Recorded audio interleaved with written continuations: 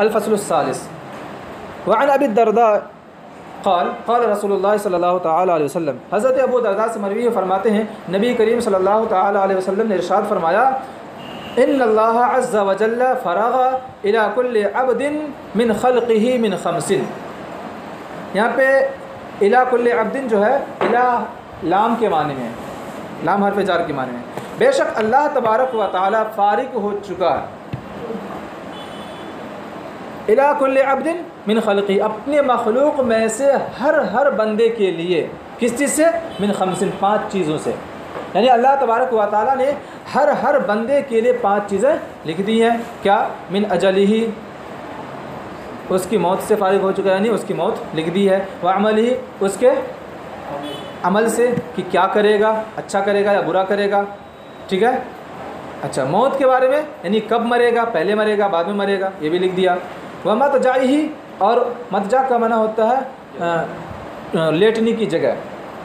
ٹھیک ہے، لیٹنے کی جگہ یعنی قبر، اور اس کی قبر سے بھی فارغ ہو چکا ہے، یعنی قبر کے بارے میں بھی لکھ دیا کہ اس کی قبر کہاں ہوگی، دفن ہوگا کہ نہیں ہوگا، ہوگا تو کہاں ہوگا، یہ بھی لکھ دیا. وَأَثَرِهِ، اور اس کے اثر سے بھی فارغ ہو چکا ہے، مطلب یعنی اس کے حرکات و سکنات بھی اللہ تبارک و تعالیٰ نے لکھ دیا ہے. کیا کرے گا، کہاں جائے گا، رزق کمانے کے لیے کہاں جائے گا، پڑھنے کے لیے کہاں جائے گا، کمانے کے لیے کہاں جائے گا، یہ سب لکھ دیا. وَرِزْقِهِ، اور اس کے رزق بھی لکھ دیا ہے، اس کے رزق سے بھی فارغ ہو چکا ہے، یعنی اس کا رزق بھی اللہ تبارک و تعالیٰ نے لکھ دیا ہے. بات سمجھ میں آ گئی. رواہ احمد، اسے امام احمد نے روایت کیا. ٹھیک، کوئی اعتراض؟ مضجعون کا معنی ہوتا ہے بستر، بستر سے مراد قبر. اللہ تبارک و تعالیٰ نے ہر بندے کے لیے تمام چیزیں لکھ دی ہیں. تقدیر میں ہر چیز شامل ہے، تمام چیزیں شامل ہیں، کھانا پینا اٹھنا بیٹھنا، ان 5 چیزوں کے علاوہ اور بھی جتنے کام ہیں بندے کے، سارے کام لکھ دیا اللہ تبارک و تعالیٰ نے. پھر انہی 5 کے بارے میں کیوں ارشاد فرما رہا ہے؟ ہاں، حالانکہ اللہ تبارک و تعالیٰ نے ہر کام لکھ دیا ہے بندے کا. اس کی وجہ یہ ہے کہ بندہ عام طور سے اپنے تعلق سے جو متفکر ہوتا ہے، فکر کرتا ہے، غور و فکر کرتا ہے انہی 5 چیزوں کے تعلق سے. کہاں مرے گا، کیسے مرے گا، کیا کھائے گا، نہیں کماؤں گا تو کیا ہوگا، ہاں، کون سا عمل کر رہا کون سا نہیں کر رہا. انہی 5 چیزوں کے بارے میں بندہ زیادہ غور و فکر کرتا ہے. اس کے تعلق سے نبی کریم صلی اللہ تعالی وسلم نے ارشاد فرما دیا کہ زیادہ غور و فکر کرنے کی ضرورت نہیں، جو اللہ نے حکم دیا اس پر عمل کرو، جس چیز کا حکم دیا گیا ہے اس پر عمل کرو، باقی سب کام اللہ پر چھوڑ دو. ٹھیک ہے. اللہ نے حکم دیا کہ تم رزق کماؤ، کوشش کرو، رزق دینا اللہ کا کام ہے. بات سمجھ آ گئی. چلیے.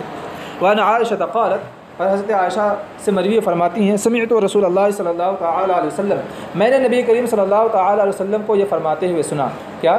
من تکلم فی شیء من القدر سئل عنہ یوم القیامہ، کہ جس نے بھی کلام کیا تقدیر کے کسی بھی حصے کے تعلق سے، تقدیر کے کسی بھی جز کے بارے میں گفتگو کیا، سئل عنہ یوم القیامہ، قیامت کے دن اس سے پوچھا جائے گا. ومن لم يتکلم فیہ لم یسأل عنہ، اور جس نے تقدیر کے تعلق سے بیان نہیں کیا، گفتگو نہیں کیا، اس سے اس کے بارے میں نہیں پوچھا جائے گا. بات میں آ گئی. حالانکہ جو کچھ بھی بولے زبان سے، ہاں، سب کے بارے میں پوچھا جائے گا. پھر خصوصیت کے ساتھ اس کے بارے میں کیوں کہا جا رہا ہے؟ اس کا مقصد یہ ہے کہ تقدیر ایک نازک مسئلہ ہے، تقدیر ایک باریک مسئلہ ہے، اس میں غور و فکر نہیں کرنا چاہیے، اس میں بیجا کلام نہیں کرنا چاہیے، اس سے انسان کو پرہیز کرنا چاہیے، بچنا چاہیے. صرف یہ کہ آمنت بالقدر خیرہ و شرہ، میں ایک تقدیر پر ایمان لایا، چاہے اچھی ہو چاہے بری ہو. بات میں آ گئی. اچھا، اس حدیث پاک میں وہ حضرات شامل ہیں جو عوام ہیں، یعنی عوام کے بارے میں کہا گیا کہ وہ کلام نہ کریں. جو بیوقوف طرح کے لوگ ہیں ان کے بارے میں کہا گیا کہ اس میں کلام نہ کریں، اور جن کو تھوڑی سی بات پر شک پیدا ہو جائے ان کے تعلق سے کہا گیا کہ وہ کلام نہ کریں. بات میں آ گئی. کیونکہ وہ کلام کریں گے عوام کے سامنے، علماء کرام تقدیر کے تعلق سے بحث کریں گے تو پھر کیا ہوگا؟ ان کو شک پیدا ہوگا، اور پھر شک کی وجہ سے کیا ہو جائے گا؟ ایمان بھی جا سکتا ہے. ہاں، اس حدیث پاک میں علماء کرام جو تحقیق حق کے لیے کلام کریں، مناظرہ کے لیے کلام کریں، کسی مسئلے کی تحقیق کے لیے تقدیر کے تعلق سے گفتگو کریں، تو وہ اس حدیث پاک میں شامل نہیں ہے، وہ اس حدیث پاک سے خارج ہیں، یعنی وہ کر سکتے ہیں، اس میں ان کو کوئی گناہ نہیں ہے۔ بات سمجھ آ گئی نا؟ ان کے لیے اجازت ہے، لیکن خاص مصلحت کے پیش نظر۔ حضرت ابو بکر اور حضرت عمر بھی کیا ہے، تقدیر میں بحث کرنے سے روک دیے گئے۔ اس سے پہلے حدیث پاک پڑھیں، رواہ ابن ماجہ وعن ابن دیلمی قال، اور حضرت ابن دیلمی سے مروی ہے، وہ فرماتے ہیں اتیت ابی بن کعب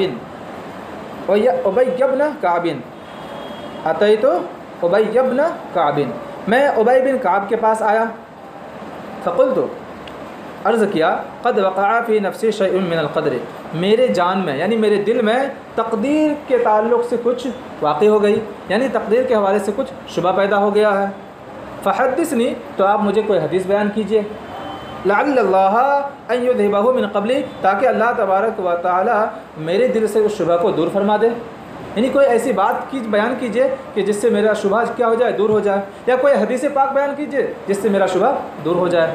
فقال، تو حضرت ابی بن کعب نے فرمایا، لو ان اللہ عز وجل عذب اہل سماواتہ و اہل ارضہ عذبہم وہو غیر ظالم لہم، اگر اللہ تبارک و تعالی تمام آسمان والوں کو، تمام زمین والوں کو عذاب دے تو اللہ انہیں عذاب دے گا اس حال میں کہ وہ ان پر ظلم کرنے والا نہ ہوگا۔ بات میں آ گئی؟ یعنی اگر بے گناہ انسان کو بھی اگر اللہ عذاب دینا چاہے تو دے سکتا ہے، اس بے گناہ پر کوئی ظلم نہیں ہوگا، ٹھیک ہے؟ کیوں؟ کیونکہ اللہ تبارک و تعالیٰ تمام مخلوق کا مالک ہے، ہر اعتبار سے مالک ہے، تصرف کے اعتبار سے مالک ہے، ملکیت کے بھی اعتبار سے مالک ہے، ہر اعتبار سے مالک ہے۔ بندہ تصرف کے اعتبار سے ایک بکری کا مالک ہوتا ہے تو اس کو ذبح کرتا ہے، کوئی کہتا ہے اس نے اس بکری پر ظلم کیا؟ نہیں کیا۔ کیوں؟ کیونکہ وہ اس کا مالک تھا، تصرف کرنے میں مالک تھا۔ بات سمجھ آ گئی؟ تو جب ایک بندہ اپنی بکری ذبح کرتا ہے، اس کو کاٹ ڈالتا ہے، تو وہ ظالم قرار نہیں پاتا۔ تو جب اللہ تبارک و تعالیٰ ساری کائنات کا مالک ہے، بلکہ اس کی ملکیت، اللہ کی ملکیت تو بدرجہ اتم ہے، کامل ملکیت ہے، تو جب وہ کسی کو عذاب دے تو کیوں کر ظلم قرار پا سکتا ہے؟ بات سمجھ آ گئی؟ لیکن اللہ تبارک و تعالیٰ کسی کو بغیر جرم کے عذاب نہیں دے گا، ابھی آگے میں بتاؤں گا۔ وَلَوْ رَحِمَهُمْ كَانَتْ رَحْمَتُهُ خَيْرًا لَهُمْ مِنْ أَعْمَالِهِمْ، اور اگر اللہ تبارک و تعالیٰ ان پر رحم فرمائے، تمام روئے زمین پر اور تمام آسمان والوں پر رحم فرمائے، تو اللہ کی رحمت ان کے اعمال سے بہتر ہوگی ان کے لیے، یعنی کافروں کو بھی اگر اللہ بخش دے اور جنت عطا فرما دے تو اللہ کی یہ رحمت ہوگی، ٹھیک ہے؟ لیکن اللہ تبارک و تعالیٰ کسی کافر کو جنت عطا نہیں فرمائے گا۔ اچھا، یہاں پر یہ بات جو ہے بفرض محال کہی گئی، یعنی فرض مان کر کہی گئی کہ اگر فرض کر لو کہ اللہ تبارک و تعالیٰ ساری کائنات کو عذاب دے، جو مجرم نہیں ہے ان کو بھی عذاب دے، تو یہ ظلم قرار نہیں پائے گا۔ اگر اللہ تبارک و تعالیٰ ساری کائنات کو جنت عطا فرما دے تو بھی اللہ کی رحمت ہوگی، خلاف رحمت بات نہیں ہوگی، یہ بفرض محال ہے۔ حالانکہ لیکن ایسا نہیں ہے کہ اللہ تبارک و تعالیٰ بغیر ظلم کے، بغیر جرم کے سزا دے گا، کیونکہ اللہ تبارک و تعالیٰ وعدہ کر چکا ہے کہ جو کفر نہیں کرے گا، ایمان لائے گا، جو انبیاء کرام علیہ الصلوۃ والسلام ہیں انہیں جنت عطا فرمائے گا۔ اچھا، اور یہ بھی وعدہ فرما چکا ہے کہ جو کافر ہیں، ابو لہب ہے، ابو جہل ہے، فرعون ہے، ان کے تعلق سے یقینی خبر ہے کہ وہ جہنمی ہیں۔ بات میں آ گئی؟ تو یہ صرف بفرض محال کہا گیا، اور بفرض محال کہنا درست ہے۔ اللہ ارشاد فرماتا ہے، ان کان للرحمن ولد فانا اول العابدین، اے محبوب آپ لوگوں سے فرما دیجئے، لوگ کیا کرتے ہیں؟ اللہ کا بیٹا مانتے ہیں، یہودی نصرانی، عیسائی بھی اپنا اللہ کا بیٹا تصور کرتے ہیں، فرشتے کو کفار مکہ اپنی بیٹیاں، اللہ کی بیٹیاں تسلیم کرتے ہیں۔ آپ فرما دیجئے، ان کان للرحمن ولد، اگر رحمان کا کوئی ولد ہوتا، فانا اول العابدین، تو سب سے پہلا پوجنے والا کون ہوتا؟ میں ہوتا۔ یعنی یہ محبوب آپ فرما دیجئے کہ اگر اللہ کا کوئی بیٹا ہوتا تو سب سے پہلے آپ ہی پوجتے، آپ ہی عبادت کرتے، لیکن اللہ کا کوئی بیٹا ہے ہی نہیں، تو اس طرح کی بات بفرض محال کہنا درست ہے، سمجھانے کے لیے۔ آسن آ گئی؟ اسی طرح یہاں پر بھی کہا گیا۔ اچھا، وَلَوْ أَنفَقْتَ مِثْلَ أُحُدٍ ذَهَبًا فِي سَبِيلِ اللَّهِ مَا قَبِلَهُ اللَّهُ مِنْ قَبْلُ حَتَّى تُؤْمِنَ بِالْقَدْرِ وَتَعْلَمَ، اگر آپ خرچ کریں احد پہاڑ کے برابر سونا اللہ کی راہ میں، اگر اللہ کی راہ میں احد پہاڑ کے برابر سونا خرچ کریں تو اللہ تبارک و تعالیٰ آپ سے اس کو قبول نہیں فرمائے گا یہاں تک کہ آپ تقدیر پر ایمان لائیں۔ جب تک آپ تقدیر پر ایمان نہیں لائیں گے اللہ اسے قبول فرمانے والا نہیں ہے۔ اچھا، وَتَعْلَمَ کا بھی تعلق اسی پر ہے، حتیٰ پر ہے، حتیٰ تعلمہ، یہاں تک کہ آپ اس بات کو جان لیں، علم یقینی کے طور پر جان لیں، کیا أَنَّ مَا أَصَابَكَ لَمْ يَكُنْ لِيُخْطِئَكَ، کہ یہ بات آپ یقینی طور پر جان لیں کہ جو کچھ آپ کو پہنچی ہے، پیسے ہیں، روپے ہیں، کھانا پینا ہے، جو کچھ بھی آپ کو ملا ہے، لم یکن لیخطئک، وہ خطا کرنے والا نہیں تھا، یعنی وہ آپ کو ملنے ہی والا تھا، آپ سے ایسا نہیں تھا کہ وہ آپ کو نہ ملے کسی اور کو مل جائے۔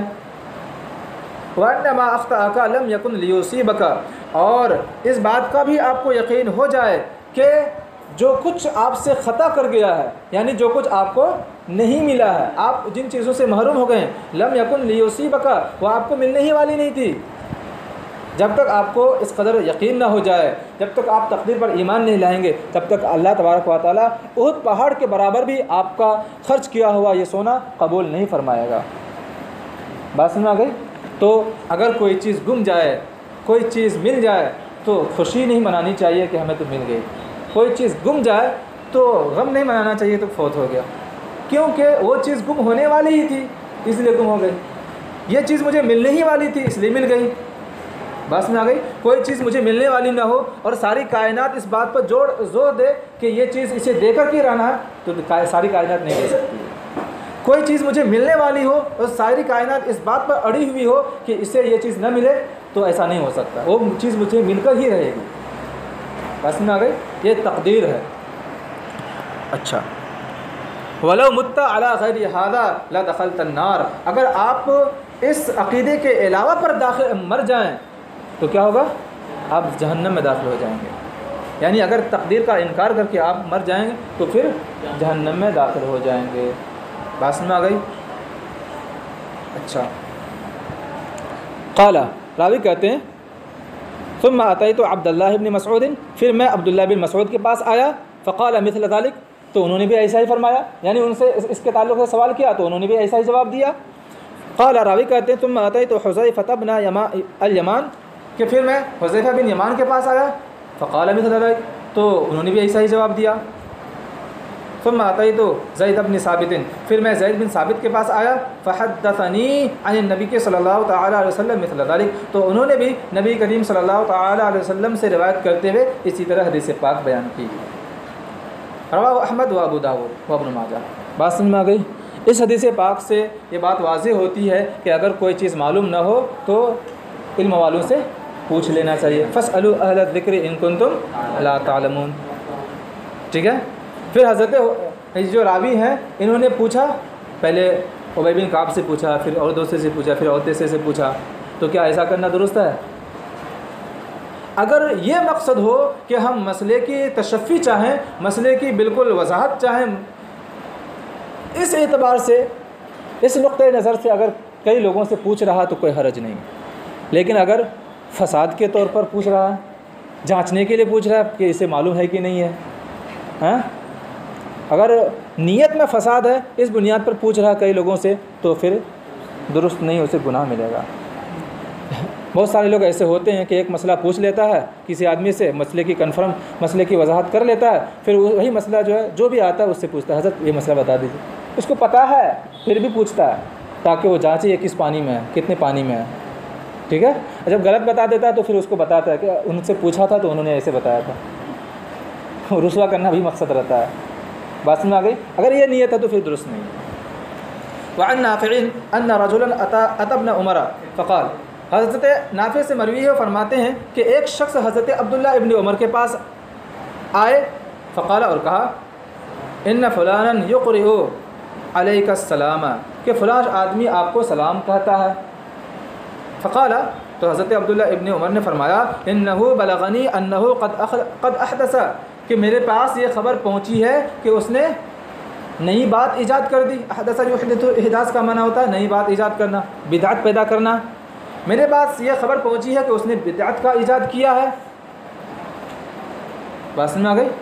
فَإِن كَانَ قَدْ أَحْدَثَ فَلَا تُقْرِئْهُ مِنِّي السَّلَامَ، اگر اس نے بدعت پیدا کی ہے، نئی بات پیدا کی ہے، تو اس کو میری جانب سے سلام مت کہنا. بات سمجھ میں آ گئی؟ یہاں پہ نئی بات سے مراد کیا؟ آگے حدیث پاک آ رہی ہے، اس سے واضح ہوتا ہے کہ یہاں پہ نئی بات سے مراد تقدیر کا جھٹلانا ہے. یعنی حضرت عبداللہ ابن عمر یہ فرمانا چاہ رہے ہیں کہ میرے پاس یہ خبر پہنچی کہ فلاں شخص جس کا سلام پہنچا رہے ہو اس نے تقدیر کو جھٹلایا ہے، وہ قدریہ بن چکا ہے. ٹھیک ہے، اگر معاملہ ایسا ہی ہے تو اس کو میری جانب سے سلام مت کرنا، کیونکہ یہ بدعتی ہے، اور بدعتی اس سے پتہ چلتا ہے کہ بدعتی سے سلام کلام کرنا نہیں چاہیے. اور یہ بھی بات واضح ہوتی ہے کہ قدریہ فرقہ بہت پرانا ہے، حضرت عبداللہ ابن عمر ہی کے زمانہ کا، کہ وہیں سے لوگ تقدیر کو جھٹلانے لگے تھے. دیکھیے آگے، فَإِنِّي سَمِعْتُ رسول اللہ صلی اللہ تعالیٰ علیہ وسلم، میں نے نبی کریم صلی اللہ تعالیٰ علیہ وسلم کو یہ فرماتے ہوئے سنا، يَكُونُ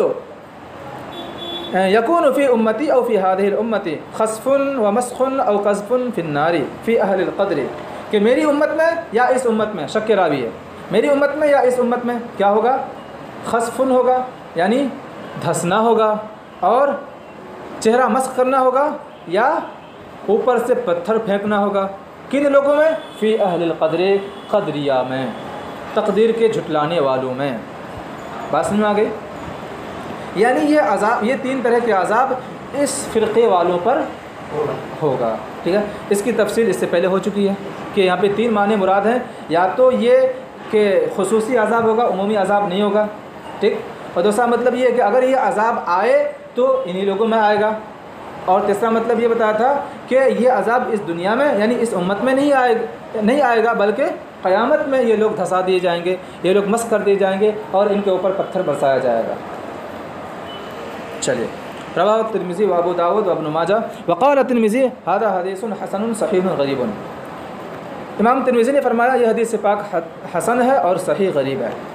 وعن علی رضی اللہ تعالی عنہ قال، اور حضرت علی رضی اللہ تعالیٰ عنہ سے مروی ہے، فرماتے ہیں سألت خدیجۃ النبی کے ان والدین ماتا لہا فی الجاہلیت. حضرت خدیجہ رضی اللہ تعالیٰ عنہ نے نبی کریم صلی اللہ تعالیٰ علیہ وسلم سے پوچھا اپنے اس دو لڑکوں کے بارے میں جو زمانے جاہلیت میں وفات پا چکے تھے. ٹھیک ہے، حضرت خدیجہ رضی اللہ تعالیٰ عنہ کا نکاح پہلے وائلہ سے ہوا تھا، پھر اس کے بعد عتیق سے ہوا. ان دونوں حضرات سے ان کا نکاح ہوا تھا، ان سے کئی اولادیں تھیں. ٹھیک ہے، جب ان پہلے کا انتقال ہوا تو دوسرے سے عتیق سے ہوئی شادی، پھر عتیق کا انتقال ہوا تو حضرت خدیجہ بیوہ ہی رہیں. ٹھیک ہے، جب حضرت خدیجہ کی عمر 40 سال کی ہوئی اور حضور صلی اللہ تعالی وسلم کی عمر 25 سال کی ہوئی تو پیغام نکاح ہوا. پھر اس کے بعد حضور صلی اللہ تعالی وسلم سے تیسری مرتبہ میں حضرت خدیجہ کی شادی ہوئی. ٹھیک ہے، تو حضرت خدیجہ رضی اللہ تعالی عنہ یہ پوچھنا چاہ رہی ہیں کہ زمانے جاہلیت میں جو دوسرے شوہروں سے میری اولاد ہے اور ان کی وفات اسی میں ہو چکی ہے تو ان کے بارے میں کیا ہے، جہنم میں ہیں یا جنت میں ہیں، اس کے بارے میں پوچھا. بات سمجھ میں آ گئی؟ فقال رسول اللہ صلی اللہ تعالی علیہ وسلم، نبی کریم صلی اللہ تعالی علیہ وسلم نے ارشاد فرمایا ہما فی النار، وہ جہنم میں. قال، راوی کہتے ہیں فلما رأى الكراهة في وجهها قال، جب نبی کریم صلی اللہ تعالی علیہ وسلم نے حضرت خدیجہ کے چہرے میں ناپسندیدگی کو دیکھا تو آپ نے ارشاد فرمایا، ظاہر سی بات ہے اپنے بچے کے تعلق سے کوئی سنے گا کہ آگ میں جل رہا ہے تو کتنا برا لگے گا. تو حضرت عائشہ کو بھی ناپسندیدگی ہوئی. کیا ارشاد فرمایا آپ نے؟ لو رأیتی مکانہما لأبغضتہما، اے خدیجہ اگر آپ ان دونوں کا ٹھکانہ دیکھ لیں تو ضرور آپ بھی ان سے ناپسند کریں گے، آپ بھی انہیں ناپسند کریں گے. یعنی مرنے کے بعد جہنم میں وہ جل رہے ہیں، اللہ کے نزدیک ان کا کیا مقام ہے، جہنم میں کس حالت میں ہے، اگر آپ دیکھ لیں گے تو ضرور آپ بھی ان سے نفرت کریں گے، ان سے محبت نہیں کریں گے. بات سمجھ میں آ گئی؟ اس سے پتہ چلتا ہے کہ آخرت میں خون کا رشتہ نہیں ہوگا، رشتہ کس کا باقی رہے گا؟ ایمان کا رشتہ باقی رہے گا. الاخلاء یومئذ بعضهم لبعض کیا عدو الا المتقین، کہ تمام دوست وہاں پہ کیا رہیں گے؟ ایک دوسرے کے دشمن رہیں گے سوائے متقی کے، یعنی ایمان والوں کے۔ بات سمجھ میں آ گئی؟ اچھا، قالت عرض کرتی ہیں یا رسول اللہ صلی اللہ علیہ وسلم فولدی منکی، تو میرا وہ لڑکا جو آپ سے پیدا ہوا ہے اس کے بارے میں کیا فرماتے ہیں؟ ہاں، یعنی حضرت خدیجہ سے کئی لڑکے ہوئے تھے اور وہ بچپن ہی میں ان کا انتقال ہو گیا تھا، ان کے بارے میں اب کیا ارشاد فرماتے ہیں؟ قال ارشاد فرمایا فی الجنہ، وہ جنت میں ہیں۔ ثم قال رسول اللہ صلی اللہ تعالی علیہ وسلم، پھر نبی کریم صلی اللہ تعالی علیہ وسلم نے ارشاد فرمایا ان المؤمنین واولادہم فی الجنہ، بے شک مومنین اور ان کی اولاد جنت میں ہے، وان المشرکین واولادہم فی النار، اور بے شک مشرکین اور ان کی اولاد جہنم میں ہے۔ بات سمجھ میں آ گئی؟ ثم قرأ رسول اللہ صلی اللہ تعالی علیہ وسلم، پھر نبی کریم صلی اللہ تعالی علیہ وسلم نے ارشاد فرمایا والذین آمنوا واتبعتهم ذریتهم بایمان الحقنا بهم ذریتهم، رواہ احمد، اور وہ لوگ جو ایمان لائے اور ان کی اولاد ان کے تابع ہے ایمان کے ساتھ، تو ہم نے ان کی ذریت کو لاحق کر دیا، ہم نے ان کے ساتھ ان کی ذریت کو ملا دیا، ہم نے ان کے ساتھ ان کی اولاد کو ملا دیا۔ پاس میں آ گئی؟ اچھا، اس کے تعلق سے گفتگو پہلے بھی ہو چکی ہے۔ مومنین کے تعلق سے تو ہے یہ واضح کہ مومنین کی اولاد جنت میں جائے گی۔ کافرین کی نابالغ اولاد کا کیا حکم ہے، اس کے تعلق سے گفتگو ہو چکی ہے۔ 4 اقوال ہیں۔ پہلا قول یہ ہے کہ جہنم میں جائیں گے کیونکہ وہ اپنے والدین کے تابع ہیں۔ دوسرا قول یہ ہے کہ وہ جنت میں جائیں گے کیونکہ ان کا کوئی گناہ نہیں ہے۔ تیسرا قول یہ ہے کہ وہ اعراف میں جائیں گے کیونکہ انہوں نے کوئی گناہ کا کام بھی نہیں کیا اور نیک کام بھی نہیں کیا ہے۔ اور چوتھا قول یہ ہے کہ توقف کیا جائے، کچھ نہ بولا جائے، وہیں دیکھا جائے گا۔ بات میں آ گئی؟ راجح قول یہ ہے کہ یہ کفار و مشرکین کے نابالغ اولاد جنت میں جائے گی اور خادم بن کر رہیں گے۔ بات میں آ گئی؟ یہاں پہ حضرت خدیجہ رضی اللہ تعالیٰ عنہ نے اپنے دونوں بچوں کے بارے میں پوچھا تو آپ نے ارشاد فرمایا اگر وہ دونوں بچے نابالغ کی حالت میں ہیں، نابالغی کی حالت میں ان کا انتقال ہوا ہے، پھر آپ نے یہ جواب ارشاد فرمایا تو اس وقت یہ حدیث پاک کیا ہو جائے گی؟ منسوخ ہو جائے گی، ٹھیک ہے نا؟ کیونکہ نابالغ اولاد کفار کی کہاں جائے گی؟ جنت میں جائے گی۔ اگر حضرت خدیجہ کی وہ دونوں لڑکے بالغ ہو کر کے مرے، ان کا انتقال بالغ ہونے کے بعد ہوا، تو پھر یہ حدیث پاک کیا ہے؟ ظاہر پر ہے، ٹھیک ہے؟ ظاہر پر کیا پھر بھی منسوخ ہے کیونکہ بالغ ہونے کے بعد تو وہ خود مختار ہے نا کہ ایمان لائیں کہ نہ لائیں۔ بات سمجھ میں آ گئی؟ عن ابی ہریرہ قال قال رسول اللہ صلی اللہ تعالی علیہ وسلم، اور حضرت ابو ہریرہ رضی اللہ تعالی عنہ سے مروی ہے، فرماتے ہیں نبی کریم صلی اللہ تعالی علیہ وسلم نے ارشاد فرمایا لما خلق اللہ آدم مسح ظہرہ، جب اللہ تبارک و تعالی نے حضرت آدم کو پیدا فرمایا تو آپ کی پیٹھ پر مسح فرمایا، حضرت آدم کی پیٹھ پر اللہ نے مسح فرمایا۔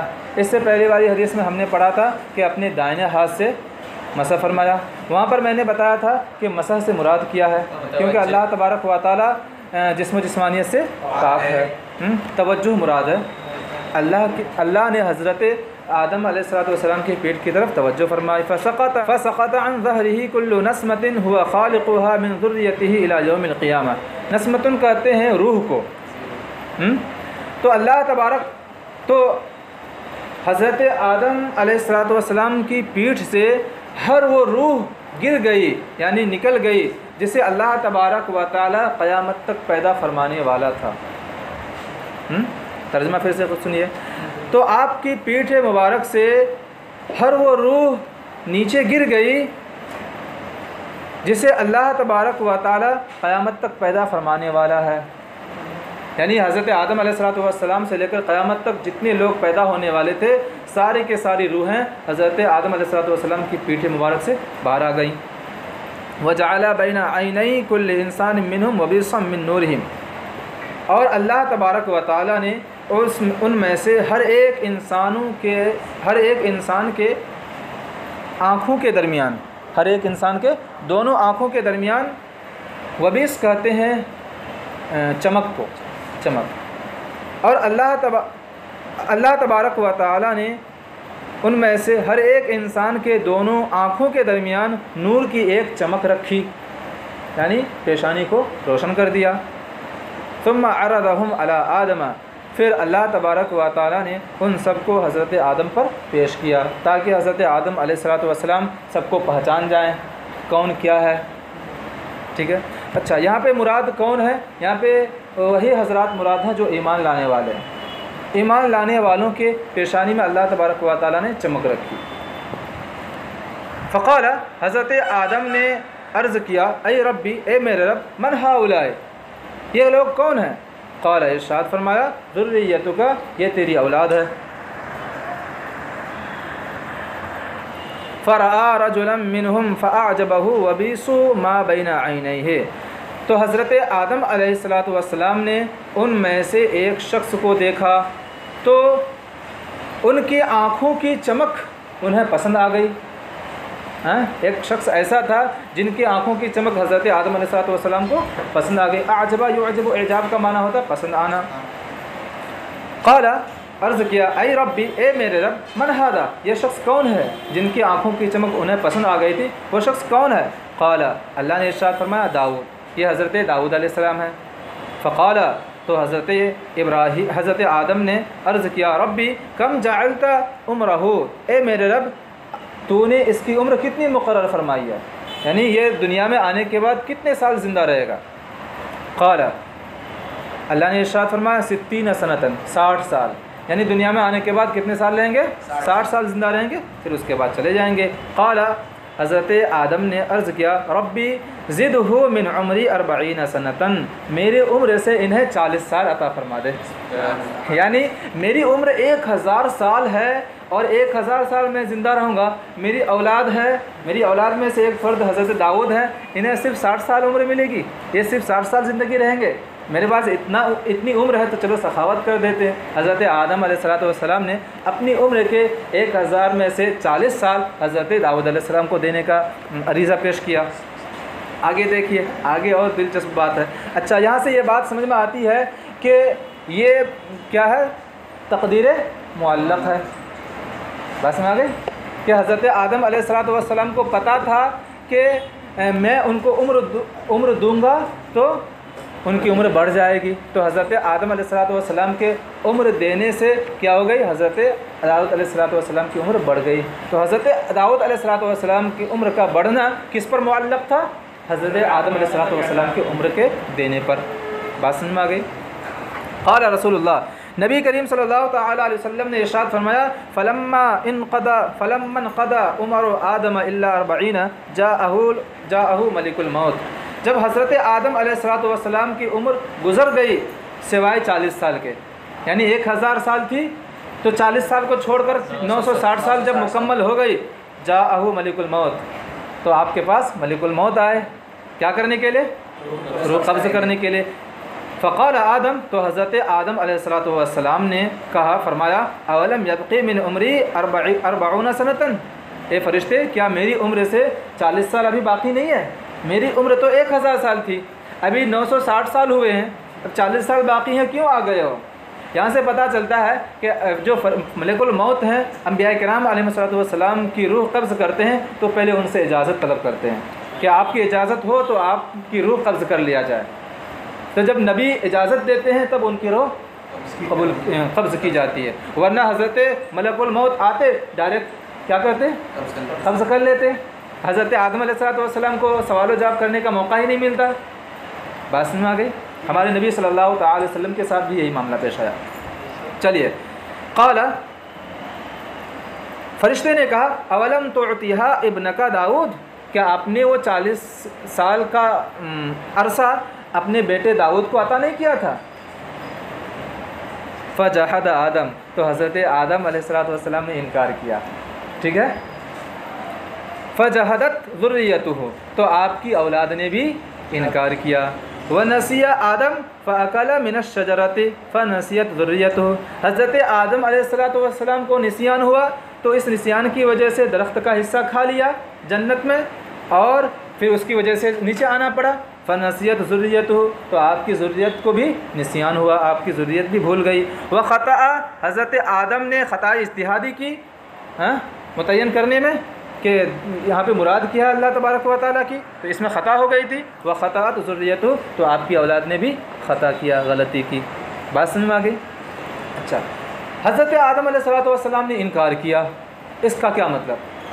اپنی عمر کے دینے کا انکار نہیں کیا، بلکہ اس بات کا انکار کیا کہ مجھے یاد نہیں ہے. ورنہ اگر اللہ کے قول کا انکار ہو جائے تو پھر کفر لازم آئے گا. بات سمجھ میں آ گئی؟ تو یہاں پہ انکار کس چیز کا ہے؟ اس بات کا کہ مجھے یاد نہیں ہے، نہ دینے کا انکار نہیں کیا. بات سمجھ آ گئی؟ پھر اس میں بیان کیا جاتا ہے کہ حضرت آدم علیہ السلام نے جب انکار کیا تو اللہ تبارک و تعالیٰ نے ان کو 40 سال اور مزید عطا فرمایا، اور پھر حضرت داؤد علیہ السلام کو بھی 40 سال عطا کیا، یعنی ان کو بھی 100 سال ہو گیا، ان کو بھی 1000 سال. چلیے، حضرت آدم علیہ السلام کو نسیان ہوا، وہ جنت میں بھول واقع ہو گئی تھی، نسیان واقع ہو گئی تھی. اس بنیاد پر حضرت آدم علیہ السلام نے کیا کیا تھا؟ درخت کا حصہ کھا لیا تھا، جس سے اللہ تبارک و تعالیٰ نے منع فرمایا تھا. اچھا، اسی طرح خطائے اجتہادی واقع ہوئی تھی، تو انبیاء کرام علیہم السلام سے یہ ساری چیزیں جو واقع ہوتی ہیں، ان ساری چیزوں کے واقع ہونے میں ہزارہ حکمتیں پوشیدہ ہیں. اگر خطائے اجتہادی نہ ہوتی، حضرت آدم علیہ السلام پر نسیان طاری نہ ہوتا، تو پھر یہ کیا ہے؟ اس دنیا کا وجود نہیں ہوتا، نوع بنی انسان کا وجود نہیں ہوتا. بات سمجھ آ گئی؟ اچھا، انبیاء کرام علیہم السلام کو بھی نسیان طاری ہو سکتا ہے، لیکن تبلیغ کے معاملے میں نہیں. تبلیغ کے معاملے میں اگر نسیان ہو جائے تو پھر جو اس بات کا قائل ہو تو وہ کافر ہو جائے گا. بات سمجھ میں آ گئی؟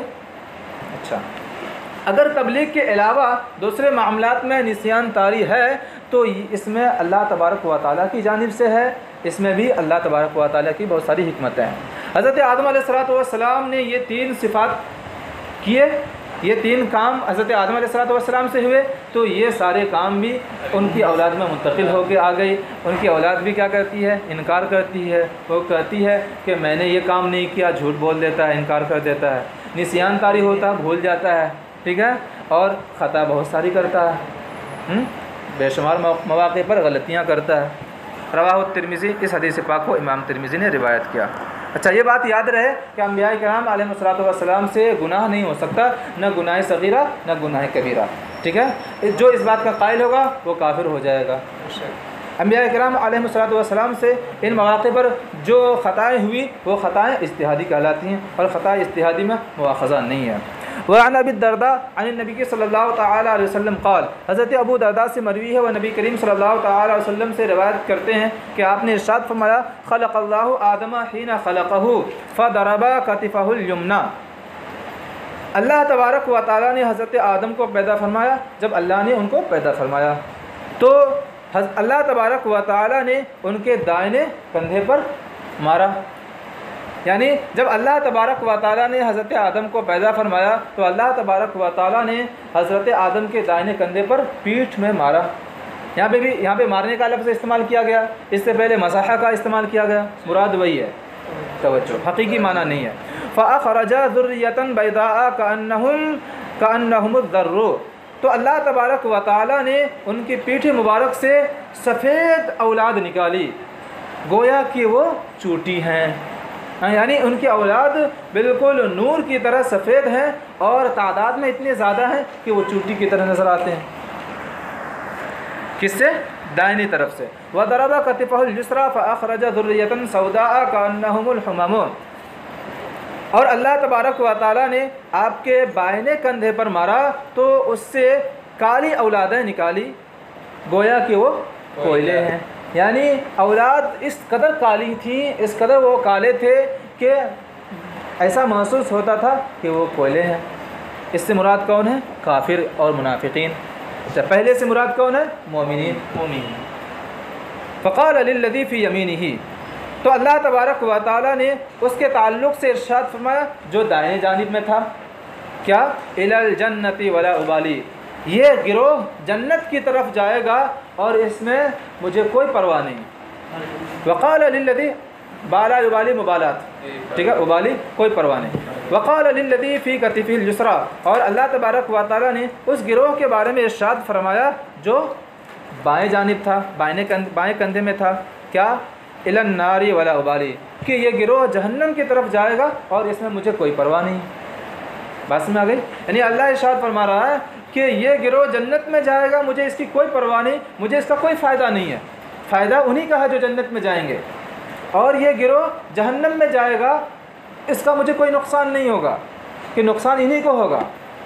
بات سمجھ آ گئی؟ تو ہر کوئی اپنے عمل پر توجہ دے کہ اپنے عمل سے جنت میں جائے گا تو خود اسی کا فائدہ ہوگا، اپنے عمل سے جہنم میں جائے گا تو خود اسی کا نقصان ہوگا، اللہ کا اس میں کوئی فائدہ اور نقصان نہیں ہے۔